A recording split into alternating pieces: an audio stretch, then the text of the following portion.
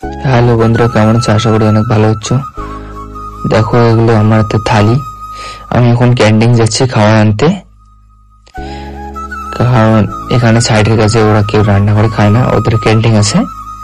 চলো তার আগে তোমাদের দেখাই বাথরুম, আর এখানে কোথায় স্নান করে, কোথায় থালা মাজে, সবগুলো দেখাই। চলো, যারা বাড়িতে থাকো বা যারা বাড়িতে বসে বসে ভাবো যে ব্যাঙ্গালোরে কত সুন্দর টাকা ইনকাম হয়, এটা ওটা, মানে ঘুরতে পাই অনেক কিছু, যারা ভাবো তাদেরকে আমি বলি বাড়িতে আসো, অনেক ভালো এসো, বাড়িতে আসো, কত সুন্দর করে খাচ্ছ, ঘুরছো ফিরছো।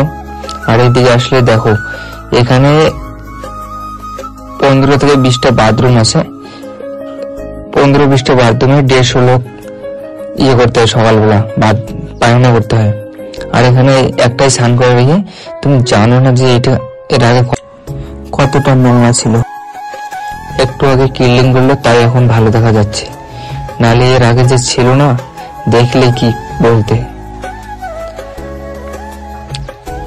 আমি এখানে দেখাইতে আসলাম। তো চলো ক্যান্টিন দেখাই। এটা হচ্ছে ক্যান্টিন, এখানে 150 থেকে 200 লোকের প্রত্যেকদিন খাওয়ার হয়। তো দেখো, এই কাকাটা রান্না করে বা যেখানে রান্না করে রেখে দিছে। আসো না, তো আর তো দেখাতে পারবো না, কারণ আমার হাতে 2টা থালি আছে, তো মোবাইল ফোনে দিয়ে করবো, ক্যামেরা ধরার তো কেউ নেই। তো দেখো, আমি নিয়ে আসলাম, খাইতে বসছি।